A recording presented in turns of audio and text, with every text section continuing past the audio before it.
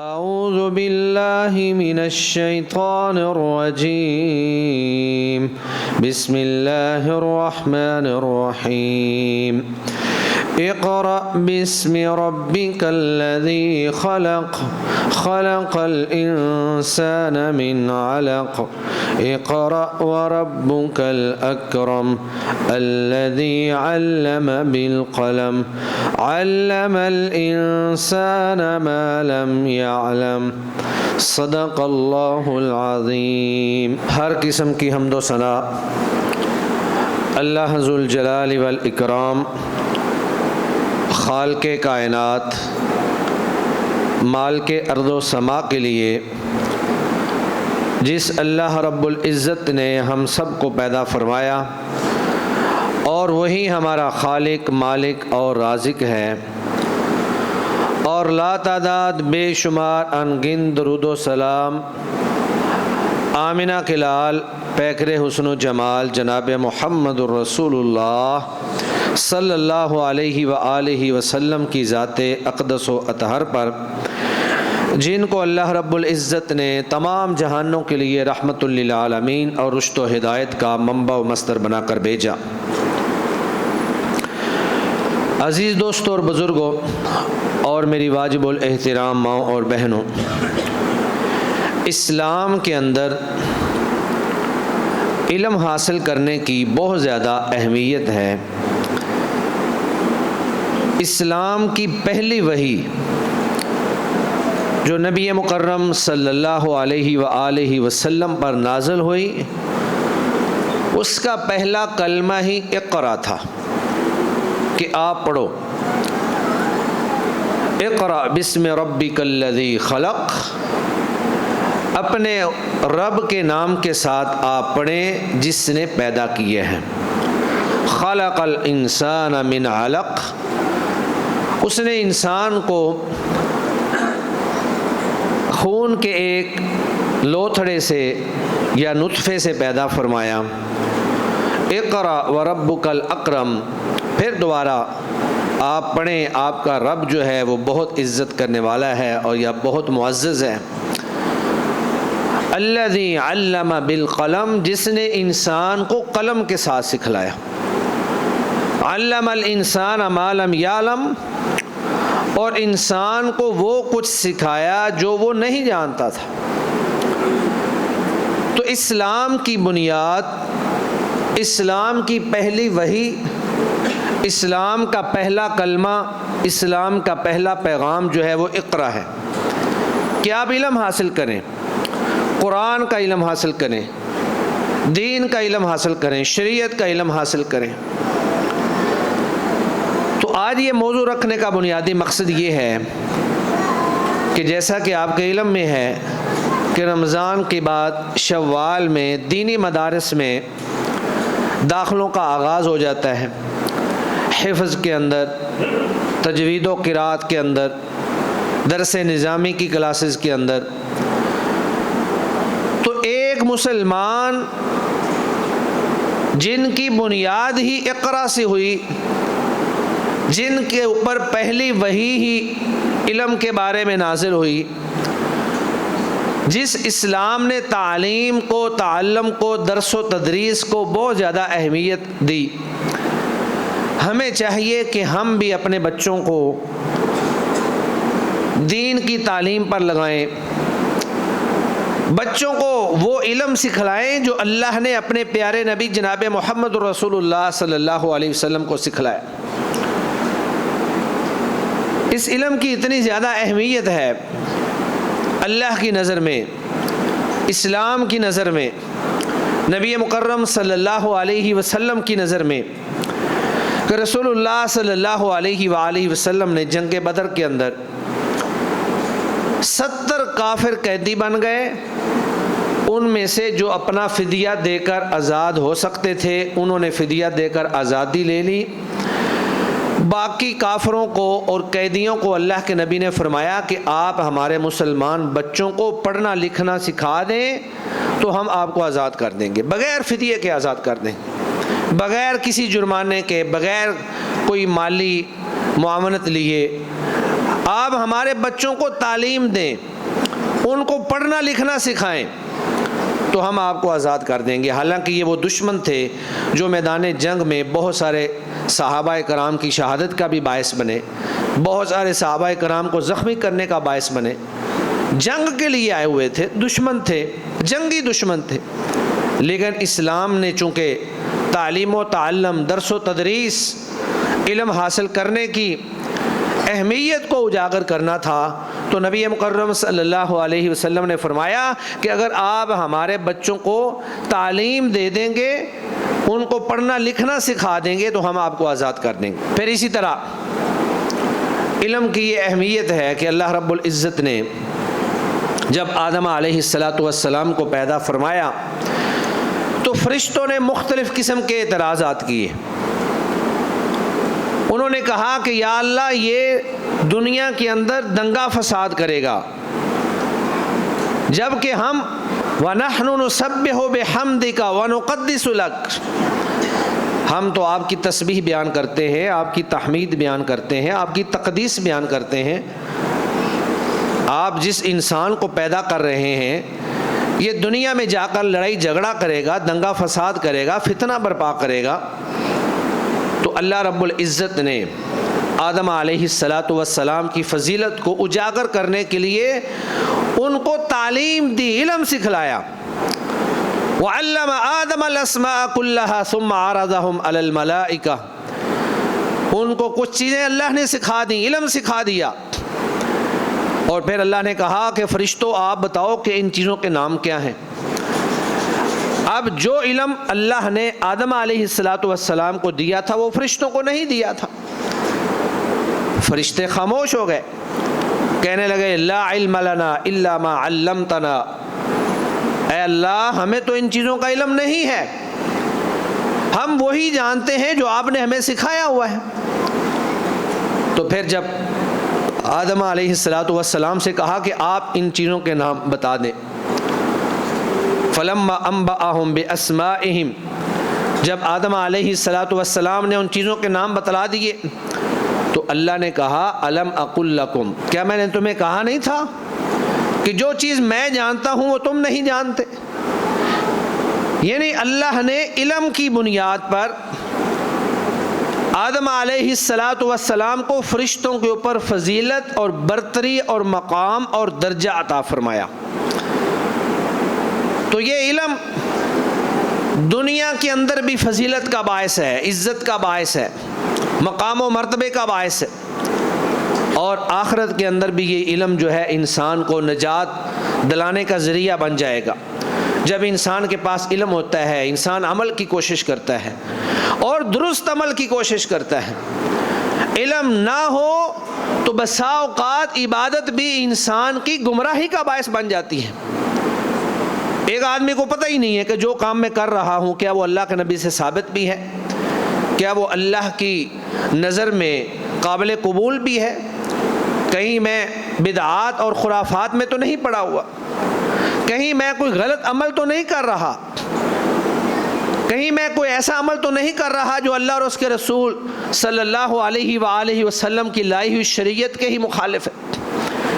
تو جب علم ہوتا ہے تو انسان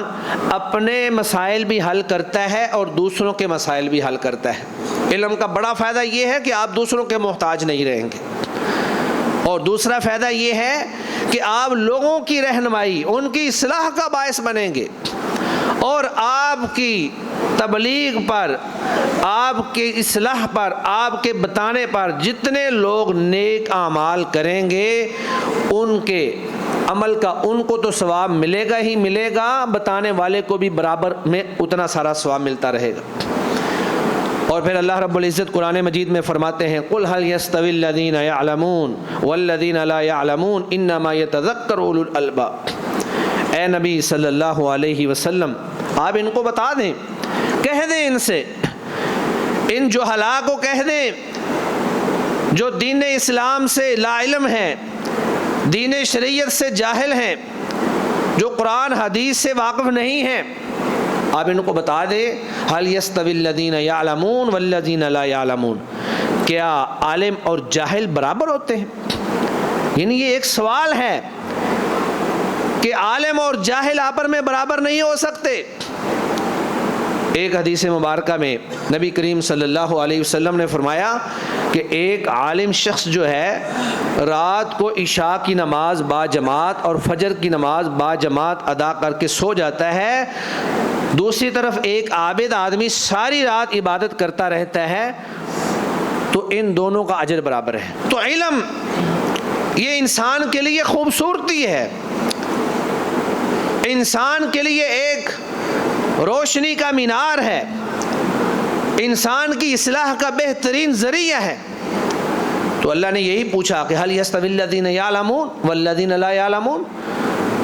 کیا عالم اور جاہل برابر ہیں؟ جس طرح ایک بینا اور نابینا شخص، دن اور رات، اندھیرا اور روشنی برابر نہیں ہو سکتے، اس طرح ایک عالم شخص اور غیر عالم جو ہے یہ برابر نہیں ہو سکتے۔ پھر آگے فرمایا انما یتذکر اولو الالباب، عقل والے ہی ان چیزوں سے نصیحت پکڑتے ہیں۔ یعنی یہ جو اللہ نے بات کی ہے نا کہ عالم اور غیر عالم برابر نہیں ہے، عقل مند آدمی کو بات سمجھاتی ہے، وہ یہ سمجھتا ہے کہ واقعی ہی عالم آدمی اور غیر عالم کبھی برابر نہیں ہو سکتے۔ کسی بھی میدان میں آپ بیٹھ جائیں، کسی بھی مجلس میں آپ بیٹھ جائیں، عالم آدمی اپنے علم کی بنیاد پر ایسی گفتگو کرے گا جو دلائل سے مدلل ہوگی اور مستند اور حقیقی گفتگو ہوگی۔ ایک جاہل آدمی جو ہے وہ ڈگوسلے اور شڑلے چھوڑتا رہے گا، ادھر کی بات کرے گا ادھر کی بات کرے گا، لا یعنی گفتگو کے اندر وہ مگن رہے گا۔ تو علم جو ہے وہ انسان کے لیے روشنی ہے، علم جو ہے وہ انسان کی زینت ہے، علم جو ہے وہ انسان کے لیے نجات کا ذریعہ ہے، علم جو ہے وہ انسان کو قائد بنانے کے لیے ہوتا ہے، قیادت کی صلاحیت پیدا کر دیتا ہے انسان کے اندر۔ سیدنا ابراہیم علیہ السلام کو اللہ نے علم عطا فرمایا، اللہ نے اپنی معرفت کا علم دیا، توحید کا علم دیا، جس بنیاد پر انہوں نے اپنی قوم کو مختلف طریقوں سے سمجھانے کی کوشش کی کہ عبادت کے لائق صرف وہ ایک ذات ہے جو ان سب چیزوں کی خالق، مالک اور رازق ہے۔ یہ ستارے، یہ چاند، یہ سورج، یا پھر یہ آسمان، یہ زمین، یہ پتھر، یہ پہاڑ، یہ سمندر، یہ دریا، یہ چرند پرند، یہ حجر شجر، یہ ساری چیزیں اس خالق کائنات کی مخلوق ہیں، اور جو خالق ہے وہی سب چیزوں کا معبود برحق بھی ہے۔ تو یہ وہ علم تھا جس علم کی بنیاد پر اللہ تعالیٰ نے ان کو ایسا مقام اور ایسی شان عطا فرمائی کہ اللہ تعالیٰ ان کے بارے میں فرماتے ہیں وَتَرَكْنَا عَلَيْهِ فِي الْآخِرِينَ، ہم نے بعد والے لوگوں کے اندر ان کے چرچے، ان کے تذکروں کو ہم نے چھوڑ دیا۔ ابراہیم علیہ السلام کے بعد کتنے انبیاء آئے، اور آج ان کی یہ شان ہے، ان کا یہ مقام ہے کہ یہودی بھی اپنے آپ کو ابراہیم علیہ السلام کی طرف منسوب کرتے ہیں، عیسائی بھی اپنے آپ کو ابراہیم علیہ السلام کی طرف منسوب کرتے ہیں، اور مسلمانوں کا بھی یہی دعویٰ ہے کہ ہم ملت ابراہیمی پر ہیں۔ اگرچہ اللہ رب العزت نے یہودیوں اور عیسائیوں کے دعوے کی تردید کرتے ہوئے فرمایا کہ ما کان ابراہیم یہودیا ولا نصرانیا ولکن کان حنیفا مسلما، ابراہیم علیہ السلام نہ یہودی تھے نہ عیسائی تھے، وہ تو اللہ کے توحید پرست مسلمان بندے تھے۔ اسی طرح اللہ تعالیٰ نے یوسف علیہ السلام کو علم تعبیر عطا فرمایا۔ یہ وہی یوسف تھے جن کو ان کے بھائیوں نے کنویں کے اندر پھینک دیا، پھر وہ بکتے بکاتے جو ہے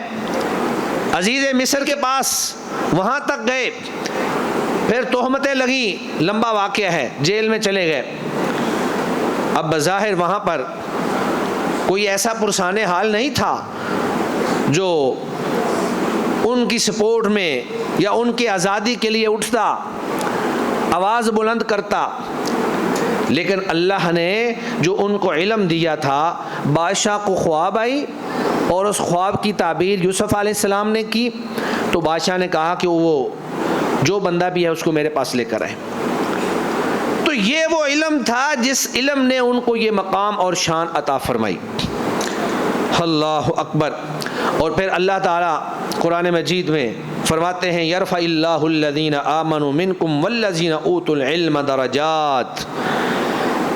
کہ جو تم میں سے ایمان لائے اور جن کو علم دیا گیا اللہ ان کے درجات کو بلند کر دیتے ہیں، دنیا کے اندر بھی بلند کر دیتے ہیں، آخرت کے اندر بھی بلند کر دیتے ہیں۔ وہ ایک چھوٹے سے نوجوان عمر بن سلمہ رضی اللہ تعالی عنہ، جب ان کا قبیلہ بنو سلمہ مسلمان ہو گیا تو اللہ کے نبی نے کہا کہ تمہارا امام وہ ہوگا جس کو قرآن سب سے زیادہ آتا ہے۔ اب یہ بکریاں چراتے تھے، چھوٹے بچے تھے، مسلمانوں کے قافلے وہاں سے گزرتے تھے، مسلمان آتے جاتے تھے، یہ بھی ان کے پاس چلے جاتے، ان سے قرآن مجید سیکھتے۔ تو جب قرآن مجید چیک کیا گیا تو سب سے زیادہ قرآن مجید انہی کو یاد تھا، چنانچہ انہی کو امام بنا دیا گیا۔ پیچھے سردار بھی موجود ہیں، پورا قبیلہ جس میں بوڑھے لوگ، جہاں دیدہ لوگ، دولت مند لوگ، ہر طرح کے لوگ پیچھے موجود ہیں، لیکن امامت اور قیادت اگر کسی کے نصیب میں آئی تو وہ اس بچے کے نصیب میں آئی جس کے پاس علم ان کی نسبت زیادہ تھا۔ اب ان کے پاس کپڑے بھی پورے نہیں تھے، ہوا آئی ننگے ہو گئے۔ ایک عورت نے کہا کہ اپنے امام کو کم از کم کپڑا تو پورا پہناؤ، تو پھر لوگوں نے مل کر ان کو اچھا لباس جو ہے وہ پہنا دیا۔ کہتے ہیں مجھے بہت زیادہ خوشی ہوئی، لیکن بات یہ ہے کہ امامت کے مسلح پر، قیادت کے مسلح پر اگر کسی چیز نے اس غریب اور چھوٹے بچے کو کھڑا کیا تو وہ علم تھا، سارے پیچھے کھڑے ہوئے ہیں۔ تو اللہ فرماتے ہیں یرفع اللہ الذین آمنوا منکم والذین اوتوا العلم درجات، کہ اللہ اہل علم اور ایمان والوں کے درجات کو بلند کر دیتے ہیں۔ اور پھر جب انسان فوت ہو جاتا ہے اس کے عمل ختم ہو جاتے ہیں، اب وہ نہ نماز پڑھ سکتا ہے، نہ روزہ رکھ سکتا ہے، نہ حج کر سکتا ہے، نہ صدقہ و خیرات کر سکتا ہے، لیکن جو علم اس نے آگے سکھلایا ہوگا، یعنی تین وہ عمل جو انسان کی موت کے بعد بھی اس کے کام آتے ہیں، ان میں سے ایک علم بھی ہے۔ جتنے لوگوں کو وہ علم دے گیا، جتنے بچوں کو وہ حفظ کروا گیا، جتنے بچوں کو وہ قرآن مجید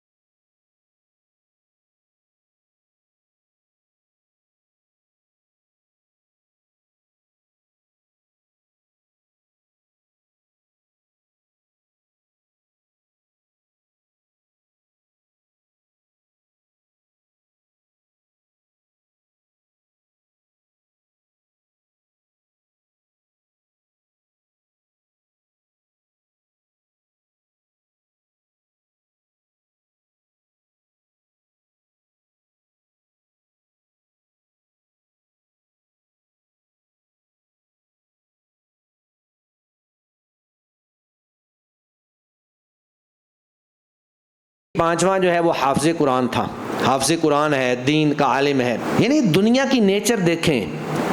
دیندار، حافظ قرآن، عالم دین، اس کی دنیا والوں کے نزدیک اہمیت ہی کوئی نہیں ہوتی. تو کہنے لگا یار اچھا اس کو بھی ڈاکٹر بنا لینا تھا. تو اس نے کہا دراصل بات یہ ہے وہ چاروں کے چاروں اپنے الگ الگ سیٹل ہیں، جہاں کہیں بھی ہیں، ہمیں ان سے کوئی لینا دینا نہیں ہے. یہ جو بچہ عالم دین تھا آج کل وہی ہماری خدمت پر مامور ہے. اور بھائی خدمت وہ کرے گا جس کو اللہ کا مطیع اور فرما بردار بنائیں گے. یہ جملہ ذہن میں رکھ لیں، اگر آپ اپنی اولاد کو اللہ کا مطیع اور فرما بردار بنائیں گے تو وہ آپ کی مطیع اور فرما بردار ہوگی، اور اگر آپ ان کو اللہ کا مطیع اور فرما بردار نہیں بنائیں گے تو پھر وہ آپ کی باغی اور سرکش تو ہو سکتی ہے، مطیع فرما بردار نہیں ہو سکتی. تو عزیز دوستو، دین کا علم بلندیوں کا علم ہے، رفعتوں کا علم ہے، ترقی کا علم ہے، نجات کا علم ہے، جنت میں لے جانے کا باعث ہے، عزت کا علم ہے، امامت اور امامت کے مسلح پر کھڑا کرنے کا علم ہے. یہ عزیز دوستو یہ وہ دین ہے کہ ہمیں چاہیے کہ ہم اپنے بچوں کو دینی تعلیم جو ہے وہ ضرور دیں. چھوٹے بچے ہیں تو حفظ میں داخل کروائیں، اور اگر کچھ بڑے ہیں تو ان کو آپ درس نظامی کے کورس کروائیں، اور اگر بہت ہی بڑے ہو گئے ہیں، ملازمت کر رہے ہیں، تجارت کر رہے ہیں، تو پھر آن لائن جو مختصر شارٹ کورسز چل رہے ہیں ان کی تعلیم. تو دین کا بنیادی علم تو ہر مسلمان پر فرض ہے. خود بھی سیکھیں، بچوں کو بھی سکھائیں، تو انشاءاللہ آپ دیکھیے گا اللہ دنیا کے اندر بھی عزتیں عطا فرمائے گا اور اللہ تعالیٰ آخرت کے اندر بھی عزتیں عطا فرمائے گا. ایک حافظ قرآن بچہ جو ہے اللہ اس کے والدین کو قیامت کے دن ایسا تاج پہنائیں گے کہ جس کی روشنی سورج سے بڑھ کر ہوگی. اللہ اکبر. اور پھر اللہ نے دینی علم والوں کے نام کو اللہ نے زندہ رکھا ہے. آج امام بخاری کا نام زندہ ہے، امام مسلم کا نام زندہ ہے، امام ترمذی، نسائی، ابن ماجہ، ابو داود، ان علماء کے نام زندہ ہیں. لیکن وہ دولت مند جو اپنی دولت پر بڑا فخر کیا کرتے تھے اور وہ سمجھتے تھے کہ پتہ نہیں ہم اگر سائڈ پہ ہو جائیں تو دنیا کا نظام رک جائے، کسی کا نام آج زندہ نہیں ہے. بڑے دولت مند گزرے ہوں گے. تو اللہ رب العزت سے ہم دعا کرتے ہیں کہ اللہ تعالی ہمیں اپنے بچوں کو دینی تعلیم دلانے کی توفیق عطا فرمائے. اللہ ہمارے لیے ان بچوں کو صدقہ جاریہ بنائے. اللہ ہمیں اولادوں، اہل و عیال سے آنکھوں کی ٹھنڈک عطا فرمائے. وآخر دعوانا ان الحمد للہ.